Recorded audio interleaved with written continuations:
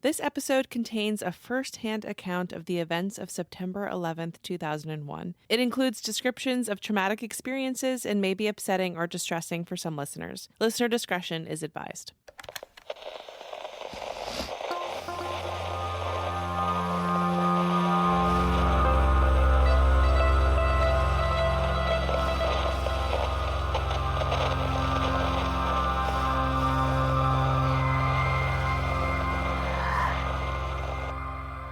Hello, everyone, and welcome back to another episode of the Lunatics Radio Hour podcast. My name is Abby Brinker. I am sitting here with Alan Kudan. Hello. Today, we're going to talk about a widely reported phenomenon, something with more than 200 documented cases, an experience that has saved lives in seemingly impossible situations. And just like all phenomena, it's hard to define and even harder to understand. Is it spiritual, paranormal, or maybe a trauma response in our own brains? Today we are talking about third man theory. Wait, does this have anything to do with the movie The Third Man? Oh, I don't think so. The 1949 classic. Yeah, I don't know. I've never seen The classic noir. I hate to admit. It's with the gumshoes and the noir. That's a good point. Why don't we talk about the research, and then at the end we can decide if we think it's inspired by the noir classic Third Man. Well, here's the issue. I watched it back in film school, and I don't really remember the plot. Next week on Lunatics Radio Hour. All right, let's talk about our sources today. An NPR article, Guardian Angels or the Third Man Factor. A TB Newswatch article by Lee Dunnick, Canadian last known person to escape World Trade Center on 9/11, and Season 1, Episode 15 of the show The National Geographic Explorer. The episode is called The Angel Effect. On September 11th, 2001, Ron DeFrancisco was at work in the World Trade Center in Manhattan. His office was located on the 84th floor of the South Tower. After the first plane struck the North Tower, he could see smoke and fire from his building and sadly witnessed people jumping from the upper floors of the North Tower. Ron returned to his desk and called his wife to tell her that he was safe and suggested that she turn on the TV. He continued receiving phone calls from friends who are concerned about his safety, and at that point, no evacuation order had been given for the South Tower. After speaking with a friend in Toronto, again Ron was Canadian, his friend advised him to leave the building immediately, and Ron agreed to evacuate. He tried to encourage colleagues to leave with him. One of his coworkers, Mike, joined him as they headed towards the elevator banks. While they were walking, United Airlines Flight 175 struck the South Tower, impacting floors 78 through 85. The plane's wing passed through Ron's trading floor. Many of his colleagues likely died on impact. Ron and his colleague Mike were thrown forward by the force of the collision and struck the walls. They were covered by debris from the ceiling and walls. At the time, Ron did not realize a plane had hit the building and believed an internal explosion had occurred. After regaining orientation, they entered a stairwell to evacuate. While descending, they encountered people moving upward who reported that lower stairwells were blocked. Ron and others reversed direction and moved upwards. He later encountered a section of drywall, which he pushed aside, allowing him to slide to a lower landing and resume descending. As he continued down the stairwell, he passed through areas affected by fire and smoke. The thick smoke was making it difficult for the men to keep going. He passed by people laying down on the stairwell, many of them losing oxygen and giving up. The floors were wet and cold. People were, as Ron described it, going to sleep.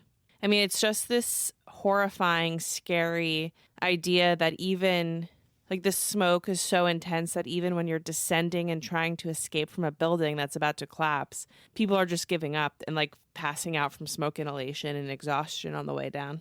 I mean, you used to work in the World Trade Center. Yes, for 10 years. But post 9/11 in the One World Trade Center. It just seems so terrifying to be stuck, to be trapped in a building where the danger is beneath you. The only way to safety is through the fire, which you cannot pass. You're just stuck. And of course, smoke rises, it fills the building, it gets more and more disorienting. It just sounds awful. Yeah. And I mean, he was on floor 84, and when the second plane hit, it impacted, like immediately impacted floor 78 through 85. So he really had to go through every floor that, not only, of course, to get out, but all of those floors where the plane had struck directly. Yeah. It was just a nightmare. I'm going to quote from Ron here. Quote, "All that was left and lucid was my desire to see my wife, Mary, and my 4 beautiful children. Folks, I honestly thought that we were dying," he said. Ron sat down, joining the many people on the stairwell. But that's when Ron heard a man's voice, who told him to get up. Quoting from Ron again, quote, That's when I heard it, someone clearly and calmly guiding me to get up and come this way. The faithful, and I count myself among you, by the way, will have very little trouble understanding what that means. The more secular may believe it was my adrenaline-fueled synapsis. Here's what I do know. If I ever hear a voice that clear, that calm, and that forceful telling me to get up, I'll do it. It made me get up, back on my feet, and I followed the voice back into the thickest of smoke and the fire." End quote. Hearing the voice and the encouragement was enough to get Ron out of the building. And just to pause here, this voice literally told him, get up, go through this thick smoke and fire, like everything that your instincts would tell you, like, there's no way out. I'm just like, there's no way through. This voice in his head said, you need to get up and go out now. He reported diminished awareness of pain during this period. He later reached a clear section of the stairwell and continued downward. Ron DeFrancisco encountered 3 firefighters ascending the stairwell. They instructed him to continue moving down. Approximately 54 minutes after the South Tower was struck, Ron exited from the building into the courtyard. He continued moving through the area surrounding the tower. Shortly before the building collapsed, a security guard directed him underneath the structure towards the Church Street exit. He encountered a friend named John. As the upper floors of the tower began to collapse, they ran towards the exit. Ron reported being struck on the head and losing consciousness. The South Tower collapsed 56 minutes after it was struck. And again, Ron exited the building 54 minutes after it was struck. Ron is believed to have been one of the last people to escape the building before its collapse. He regained consciousness several days later at St. Vincent's Hospital in Greenwich Village. He had burns covering approximately 60% of his body. He had been intubated and sustained a head laceration and suffered a fractured vertebrae. His contact lenses had melted to his eyes, and he survived his injuries. In the years following the attacks, Ron rarely spoke publicly about his experience, citing survivor's guilt and concern for the families of those who did not survive. He later chose to share his account publicly while speaking to groups and institutions. Quote, "I had burns over 60% of my body. I had been intubated. I had a sizable laceration in my head and a broken bone in my back. My contact lenses were melted to my eyes, but I was alive to join the rest of the world to try to make sense of that horrific day." End quote. Ron's experience has become one of the most well-documented instances of a phenomenon called third man factor. And while it seems like science fiction, it's been reported by many, many people, again, around 200 known cases, typically in very extreme situations where survival doesn't seem likely or possible, and the person starts to give up hope. I actually remember this story. It was pretty famous. How did you hear about it? It's hard to say. I mean, this was so long ago. Yeah. But if memory serves, like the voice that he heard was either his own or it was like really, really familiar or something. Yeah. Something that immediately just like made him trust it. Yeah. I can't even imagine being in that situation. It's actually interesting because the first time I also had heard this story a few times. The first time I heard it, and I can't remember what that format was where I heard it, I had this version in my head that there was like a figure, like there was this third man that they were very aware of that like picked him up and was like, let's go, right? And that's why it was called this, because it was Ron, Mike, and then this third guy who wasn't Mike. Yeah. And I didn't see him in any of these quotes, and I'm trying to use a lot of his direct quotes as sources in this episode, but that's something that I had taken away from previous encounters with this version too, that it felt more physical than kind of these sources that I'm using are representing it. But that National Geographic episode of whatever show that was that I talked about at the beginning, it actually has interviews with him in it. And that's a really interesting watch if you want to learn more about this and kind of hear him speaking about it directly. But third man factor isn't just a known human experience. It's something that's used in variation, in horror, and even more broadly in pop culture all of the time. But first, let's talk more about what third man factor actually is. The third man factor, or third person syndrome, describes situations in which people report seeing an unseen presence that offers support or guidance during a traumatic event. It's most commonly reported by mountain climbers, but has also been described by solo sailors, shipwreck survivors, and polar explorers. Today we're going to talk about some of the most famous examples of the third man factor. Between 1914 and 1917, Sir Ernest Shackleton attempted to cross the Antarctic. Oh, here we go. I know. I'm sorry. Don't apologize. I feel like we've had our fill of winter horror. Speak for yourself. A journey that ultimately failed, but is remembered for its demonstration of human endurance. Well, yes, of course it's remembered for the endurance of the name of his boat. Only you would pick up on that. I don't know. It's like a good little trivia fact there. Yeah, you're very impressive. So are you. In his 1919 book, South, Sir Ernest Shackleton wrote that he believed an unseen presence accompanied him and his men during the final part of his 1914 to 1917 Antarctic expedition. And the name of his imaginary friend was lead poisoning. The expedition had been trapped in pack ice for over 2 years, and Alan, pack ice is... I was about to ask you, Abby, do you remember what pack ice is? It's when the ice is all kind of in different shards, and then it starts to pack you in, and you just can't possibly move your boat. Yeah, it's floating ice, and eventually becomes a solid floor. If you go look at the East River right now, it's pretty Yeah, close. the ferry is not running right now because of pack ice. But I got some cool pictures today on my little walk. So back to the Antarctic. The expedition had been trapped in pack ice for over 2 years and faced extreme challenges while trying to reach safety. Shackleton wrote that during a 36-hour march over mountains and glaciers on South Georgia, quote, during that long and racking march of 36 hours over the unnamed mountains and glaciers of South Georgia, it seemed to me often that we were 4, not 3, end quote. His account led other people who had experienced extreme hardship to report similar experiences. So Shackleton has taken a detour, right, a 36-hour hike into the wilderness to look for supplies and signs of life and whatever else. There's 3 men, and he said often in that sort of, again, extreme cold in the early 1900s, so they don't have gear that's really properly protecting them and all of this stuff, that it felt like there was a 4th person with them. Not a third man. Well, they already had 3. They had just had a bonus man. Bonus man. Bonusman. Bonusman. Poet T.S. Eliot was inspired by Shackleton's experience. Lines 359 to 365 of Eliot's 1922 poem, The Wasteland, were inspired by this expedition. This is all according to Eliot's notes. The poem's reference to third man is the origin of the term used to describe this phenomenon, which can occur even to a single person in danger. Well, there you go. But just wait. So the term third man came from the Shackleton expedition. It came from T.S. Eliot writing a poem about the Shackleton expedition. Where Shackleton was imagining a 4th man. Yeah. That's just confusing. So the poem itself is sort of about this ghostly presence, or this, again, what Shackleton describes as this unseen presence. Here are the lines of the poem. Quote, "Who is the third who walks beside you? When I count, there are only you and I together. But when I look ahead up the white road, there is always another one walking beside you. Oh. Gliding wrapped in a brown mantle, hooded. I do not know whether a man or a woman, but who is that on the other side of you?" End quote. That's cool. A similar experience was described by mountain climber Joe Simpson in his 1988 book, Touching the Void.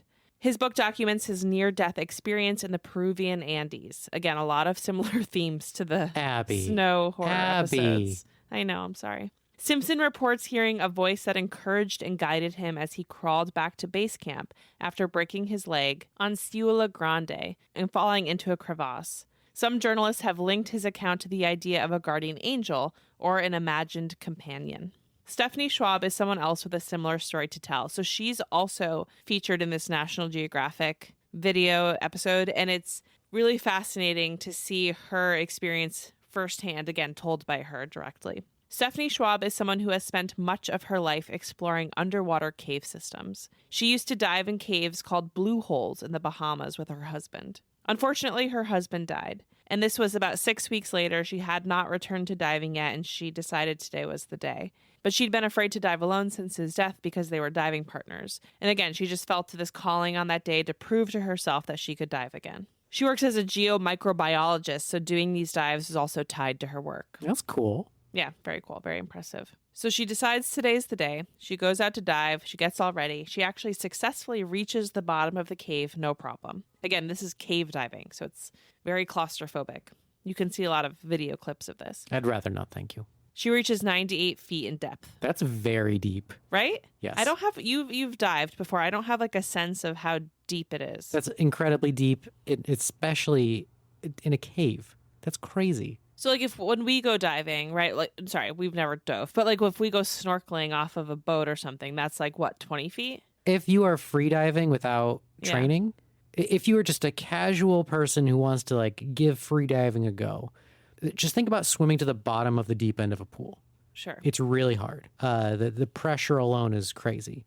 And that's what, 15 feet, 20 feet tops. maybe if it's in like a professional pool. Yeah. I'm thinking like an Olympic-sized swimming pool. Yeah, sure. So, obviously she has a breathing apparatus to go deeper than that.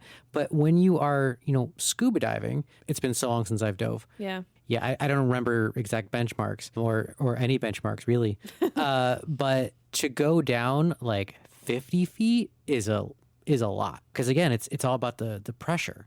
And so the other thing is like usually like you are descending directly down. If she's in a cave, she is going at a slant, she is meandering, it's back and forth. Right. And she still descends to a depth of 100 feet below the surface. I can't even imagine how long that would take. You know what I think about often at night while I'm falling asleep? Harry Potter. The Mariana Trench. Why? Because what about it? Because it's so freaking deep. Yeah. It's like 36,000 feet deep. Uh-huh. And to me, it's inherently like it's the deepest part of the ocean, right? I'm pretty sure that's what it is. There's something so innately scary. And I'm a big ocean gal. Big ocean nautical family.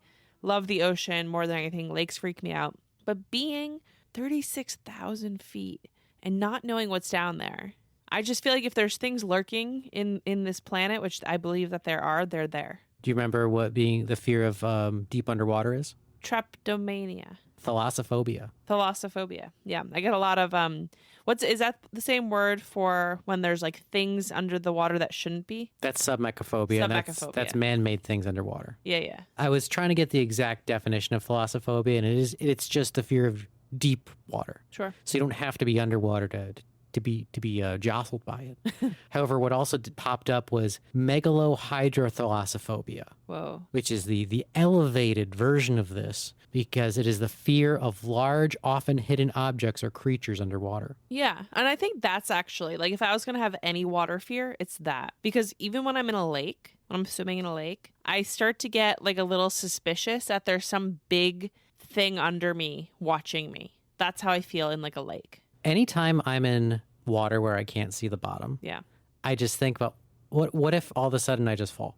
You're basically, What do you mean fall? like you're in the air. Oh, you're like afraid of the distance between, but like if It's you like fall, fear- you would die. Yeah, but it's like fear of heights, Right. That's so interesting. which you're in water.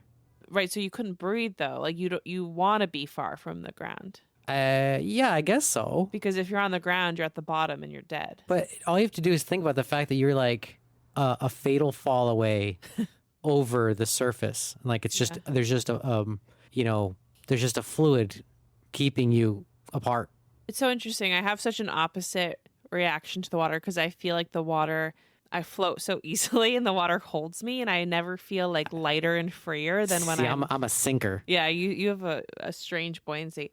But then especially when like a big wave comes, like a huge wave, and you get to kind of fall off the back of it and it just feels like you're floating because you're not falling, but you're floating down. I find it to be the most thrilling. But I understand if my natural buoyancy was like 12 inches below the water level, that would be different. Indeed. It's awful. Well, James Cameron actually has made his way all the way to the bottom of the Mariana Trench.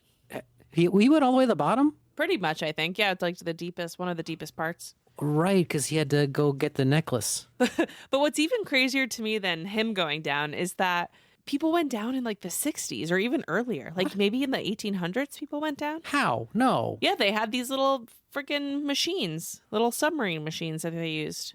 Submersible. Yeah, submersibles. Yeah. I don't know. That's more impressive. Like James Cameron's so rich, and crazy, but like going down there in history with your little diving mask, I don't know. That's scary. You're telling me someone took their diving bell down to the Mariana Trench? Okay, the first successful manned expedition to the bottom of the trench was January 23rd, 1960 by the U.S. Navy, Lieutenant Don Walsh and Swiss engineer Jacques Piccard. And they reached the same depth that James Cameron reached in modern times. Oh, I really thought he had set the record. No. Wow. I mean, he set the record for being the biggest loon. He's a loon? I think he's a bit of a loon. I mean, I did see the new Avatar. Wasn't good. He's a little nuts. I've been boycotting them, so. Why? Oh, yeah. All right. So let's get back to Stephanie Schwab, who's collecting samples, right? Because her job is that she's a geomicrobiologist. She's 98 feet deep. She's collecting samples from dust that had settled hundreds of years ago from the Sahara Desert, which is also How'd it get there? the Bahamas. Wild. Was it from Mount Vesuvius? Could be. We'll have to ask her. I don't even know. Where's Mount Vesuvius? In Italy. Anyway, okay, so Stephanie spends hours at the bottom of the cave collecting and then decides to head home. Being not used to diving with her partner, who was in charge of the guideline, she suddenly starts to panic because she can't find the guideline. Sure. Don't do. Oh my God, you're under. Sorry, she has a depth of nearly 100 feet. Yep. She loses her guideline. Like, I'm sure she has lights, but there's no light available because it's a fucking cave. It's so disorienting. And the only way to like even know what, you don't even know if like you have to go up, you know? Because like maybe you have to go down to go back up. And here's the other thing. According to her gauge, she looks down. She only has 5 minutes of air left. Well, that's not great. She was sure that she was going to die. No shit. What terrible planning. She accepts it, right? She's like, okay, like this is it. There's no way that I'm going to escape this logically. I'm a scientist. This is it. Like she's very sure. But then something happens. The cave starts to brighten. She suddenly feels less isolated. She feels more in focus. At the height of panic and anger, suddenly Stephanie is convinced that somebody's in the cave with her. She's very sure that it's her husband, Rob. Rob used to tell her, believe you can, believe you can't. Either way, you're right.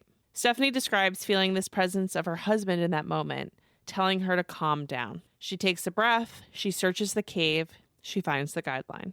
She isn't sure if it was spiritual or biochemical, but she knows whatever happened saved her life. That's cool. Writer John Geiger wrote The Third Man Factor, Surviving the Impossible, and has found over 200 accounts of similar stories in his research. He says that what he calls Third Man Factor may be what people have described throughout history as guardian angels.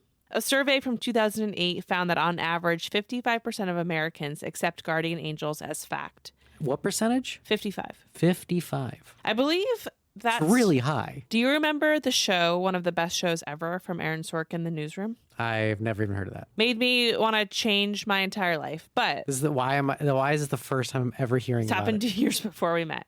But I believe that show starts with the same fact. It was like a survey that was like, what percentage of Americans believe in angels or ghosts and shit like that? And then like, what percentage think like America's doing a good job or like America's the best country? And like, When was this poll taken? let's look. Because maybe Touched by an Angel was like a primetime show at the time. Okay, I found an ABC news article from September 18th, 2008 about the survey. It was done by Baylor University's Institute for Studies of Religion. They polled 1,700 respondents of diverse religious faiths. So practicing, Right, so of course it's a little bit skewed. sure. Oh yeah, and the other fact is that 92% of Americans believe in God. I don't know if that's accurate anymore. Yeah, we need a new survey. Okay, so 46% believed that they had their own guardian angels of this group of surveyed people.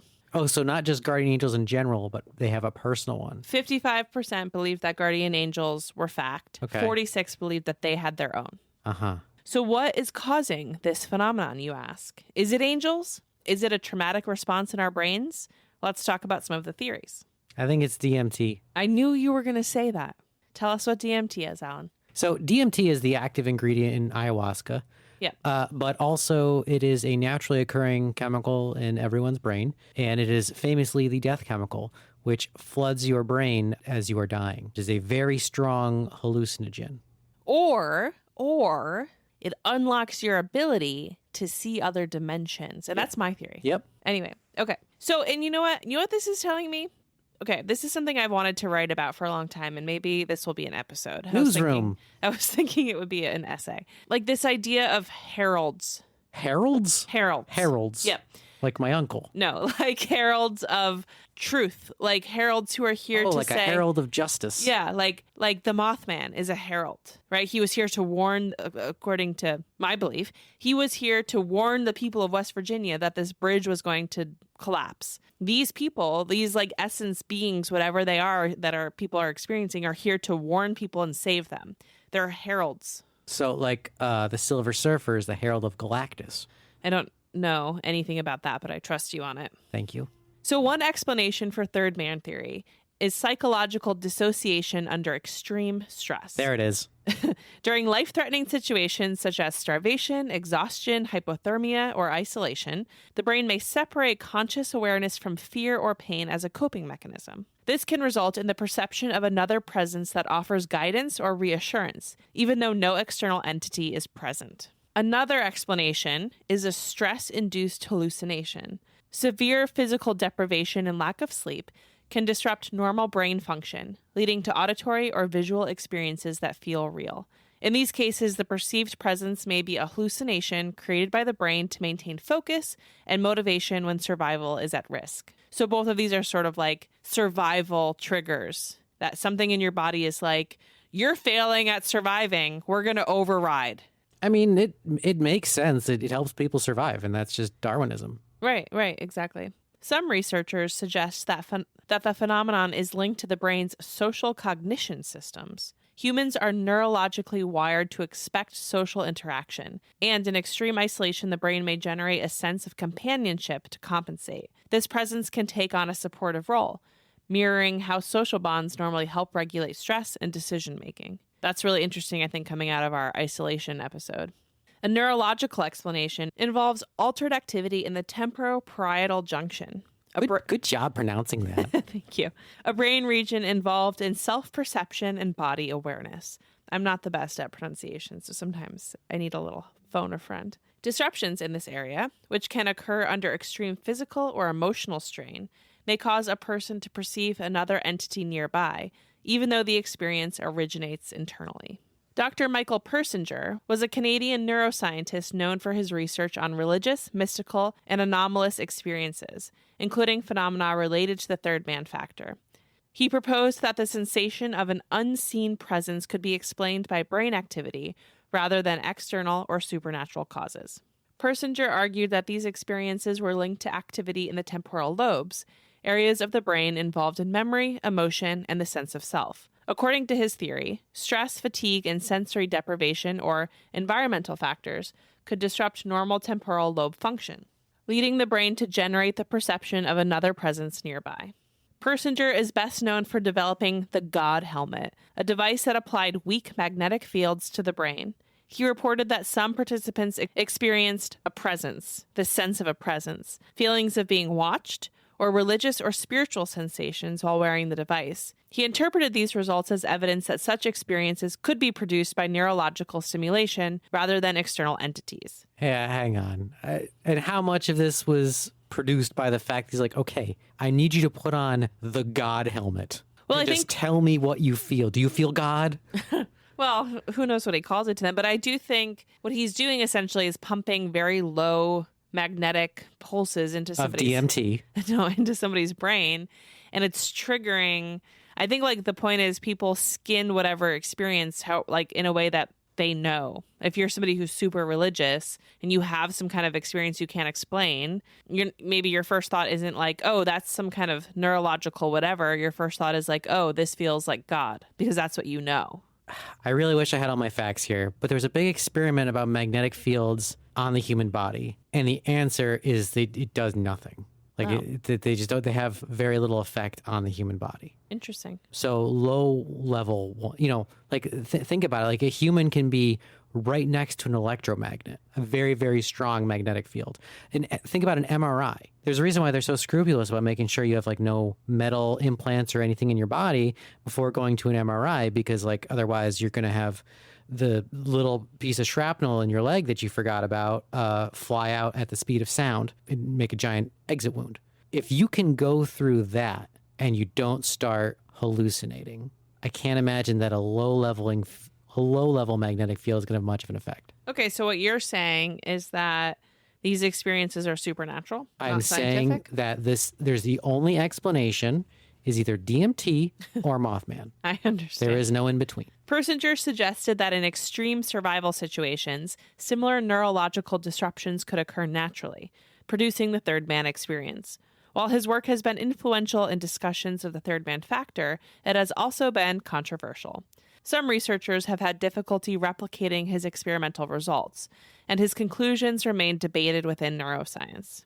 Well, yeah. So, stress does crazy, crazy things to you. Like we are just walking chemical reactions. Like that is our entire. I mean, that's our entire Hot. physical being is just a bunch of chemical reactions. Yeah. So, yeah, when your brain gets flooded with endorphins or adrenaline or all this stuff that reduces only that comes out in extreme stress, things are going to be different. One of the reasons why like recreational hallucinogens are so potent isn't necessarily like the chemicals doing all the heavy lifting. It's also the stuff that your brain is naturally releasing in response to the chemicals. Right. So, Sure. Right. yeah, I think there's something very interesting about the fact there's a repeating pattern of seeing this other entity. Well, maybe your body's releasing, and we're not scientists, obviously. Doesn't even need to be said. But what if your body is releasing some DMT because it thinks you're dead? There you go. Listen, give me an award. Stephanie Schwab, again, the woman from the cave diving, had done tests with Persinger. He's since passed away. So they wanted to see if they could recreate the third man in his lab rather than in an actual survival situation by pumping her with, magnetic waves or whatever. And they were not able to do this. Not totally. Finally, some interpretations are cultural or spiritual rather than scientific. Individuals may interpret the experience through personal belief systems, describing the presence as a spirit, a guardian angel, or divine figure. While these interpretations vary widely, they reflect how meaning is often assigned after the experience, rather than explaining its biological cause. But there are some very interesting ways that this type of phenomena appears in horror and film. There, okay, bringing it home. Bringing it home, baby. One example is Gravity from 2013. Oh, yeah, that's a good one. There's a moment when astronaut Ryan Stone, who is played by Sandra Bullock, briefly interacts with somebody that is believed to have been dead. Okay, it's a great movie. We just got to stop it there because no spoilers, please. Sure, but again, this portrayal is often linked to third man phenomena. That makes sense. It's a good one. We see in other survival stories, like Adrift from 2018, which is a disaster sort of ocean survival story, the protagonist experiences moments with her lost companion that later turn out to be hallucinations. I'll also just say on this kind of like ocean theme, my uncle had sailed around the world a few times by himself, solo sailed, and had hallucinated other people on the boat and told us later about them, which obviously he knew later were hallucinations, but at the time, so I have like a personal family experience with this. That's pretty cool. And also in Castaway from 2000, the stranded Tom Hanks creates an anthropomorphized companion, Wilson, to cope with isolation. And while this is not supernatural, it functions like a third presence. He's filling an emotional void. Sure.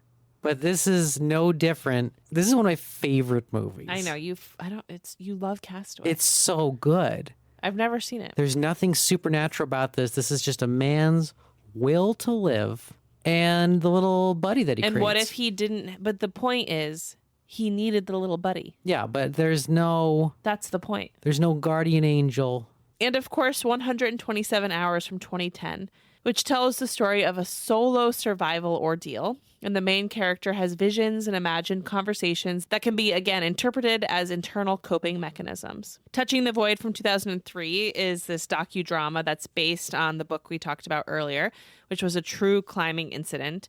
This film includes moments where the climber hears guiding voices in inner direction, especially while under extreme duress, which is literally inspired by a reported third man experience. There are also examples where the presence is more psychological or symbolic. So, for example, Life of Pi from 2012, the protagonist's relationship with an imagined companion reflects survival psychology and inner support. You mean the tiger's not real? Movies can be whatever you want them to be. If the tiger's real for you, then the tiger's real. Oh, jeez. I change the endings of books and movies all the time in my head. Really? If I don't like it, yeah. The Guardian from 2006 is a survival sea rescue movie where a character refers to an unseen figure helping him. But if we open up the trope a little wider, there are so many horror films where the living is aided by helpful spirits or guardians. Horror often assumes unseen presences are hostile, but when this presence is protective or a herald, instead, it shifts kind of this fear from the supernatural and kind of changes it usually in this format into like the fear of isolation or something else, right? There's some other external factor. A really good example of this, one of my favorite movies, is The Frighteners from 1996, which tells this story in a very simplified way about ghosts working alongside the protagonist to help stop an evil force. I don't think I've ever seen it. Oh, it's fantastic. What Lies Beneath is another example of this. Stir of Echoes, The Pact, The Black Phone, and Ghost, just to name a few. Let's talk a little bit about The Black Phone from 2021, because it's one of the best horror examples that I could find of third man factor. That makes sense. In the film, the voices of murdered children communicate with the protagonist through a disconnected phone. Did you like The Black Phone? It's okay. Yeah, it was okay. I know the second one's out now. I'm surprised they made a sequel. It was such a contained little story.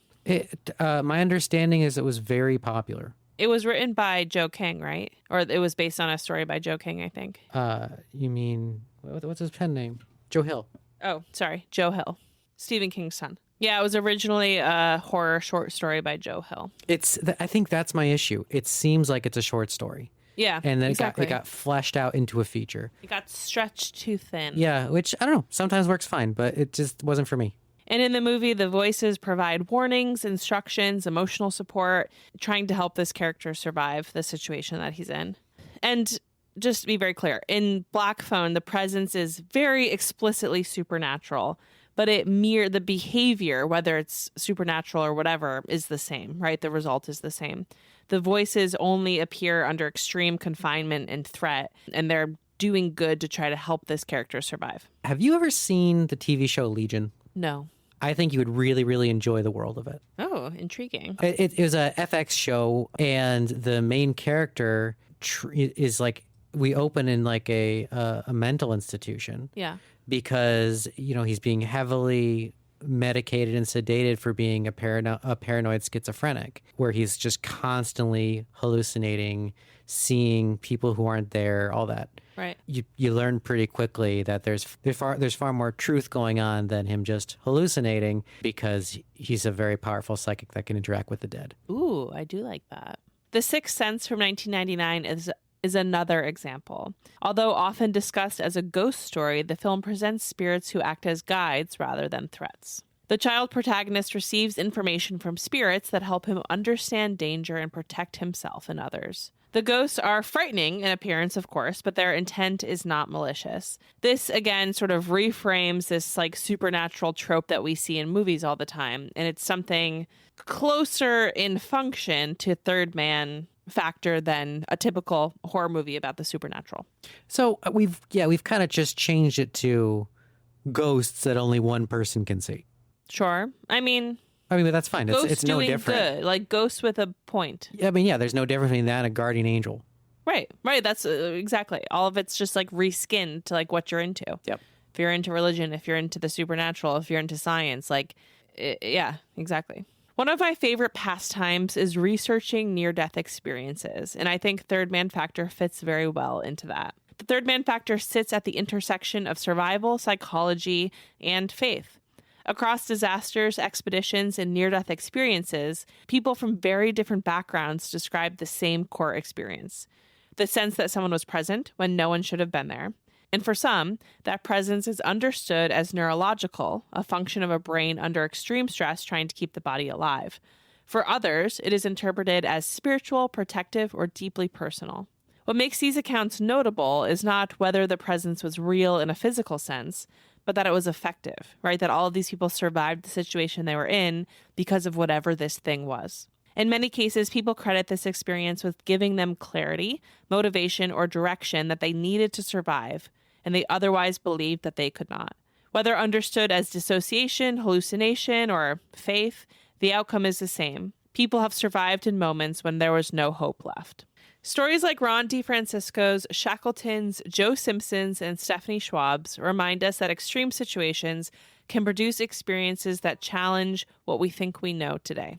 The third man factor remains difficult to define precisely because of the very extreme and nuanced situations in which it arises, right? It's very hard to reproduce. They tried to reproduce it in a lab, but they couldn't do it. So it's very difficult to ever be able to scan what's happening in the brain in those moments unless you happen to have neuro trackers on Stephanie Schwab's brain while she's diving and it goes wrong. Sure. In the end, the question may not be whether these presences were angels, brain activity, or the supernatural. The more important question is why the human mind, when pushed to the limits, so often creates something that urges survival. This was a fun one. Thanks for being on the journey with me. I know it pushes you a little bit when we talk about things like this. Why? Because it's unprovable, it's supernatural, it's... Well documented. Yeah, well... But no, this seems like a recurring phenomena, but also it's not, even the people that it's happening to, they're not like, this is this supernatural thing. It's like, this is very much just could be a chemical response that happens pretty reliably in these situations. So I think they're all interpreting it differently. Yeah, it's just a very interesting thing. But no, but the people that it happens to are not making these claims. They're saying it absolutely could be one or the other. No, some believe that it's certain things. Well, there's always going to be nut jobs. Okay, so Alan, what's your take? You think it's DMT slowly leaking into the brain? What do you think it is? I do not think it's guardian angels. Oh, wait, I don't know if we closed this loop. The reason why I started talking about Mothman too. DMT has been heavily associated with Mothman because some people think that he is just an extra dimensional being and that DMT, so that there's this like realm potentially, I'm really coming across as insane in this moment, but there's this realm, other dimension of creatures who are actively trying to save and help us, and you can only access them like, consciously when you have a little bit of DMT soaking in. We're not actively trying to save us. The Mothman was. It was. We're gonna do the whole Mothman episode again now. It's the ants analogy of like you can't explain physics to a cockroach. Well, no, if an ant comes over and says, it starts yelling your name, like you look at it because like, well, that's weird, and then he's like, hey, kill that. Evil ants. You're like, yeah, sure. But then once they start getting all about ant politics, you're like, I'm way over this. Right. Sure. I mean, I don't know. Maybe we're a curiosity at best. I mean, what if it was birds? Birds? What if it was cats? What if it was something that's a little bit bigger than ants? I think your sympathy is more apparent. I think your estimation of our relationship to higher dimensional beings is far too kind. Fair enough. Well, anyway, thank you all so much for being here. This was a fun one. Hope everyone is staying safe, staying spooky, and we'll talk to you next week. Bye. Bye.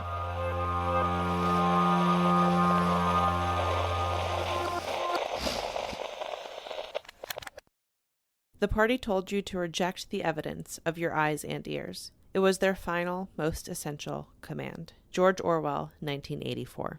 In the U.S., we are living in a truly horrifying time right now, and there's so much going on and so much unfolding minute by minute. And Alan and I are certainly not experts on this, but we wanted to use our platform to offer some resources to our listeners and some tangible things that can be done. Again, we are not experts, so please let us know if there's other things and other resources or organizations that we can help support and uplift. One of the ways that ICE is so successful beyond brute force is that many people can't afford lawyers. So one thing that we're going to do is to set up a recurring monthly donation to trusted orgs like National Immigration Project, Immigrant Defense Project, Legal Aid Justice Center, Amica, ACLU, and there's also local immigrant bond funds, which are probably the most important to donate to. There's also so many organizations out there collecting mutual aid right now, so take the time to look up what's needed most in your community. Reach out to your local government. Reach out to your congresspeople. Send letters, call their offices, call your local law enforcement offices. And please let us know if there's organizations in your community that are doing great work but that need more funding, more donations, and we will call them out here. Stay spooky, stay safe, and fuck ICE.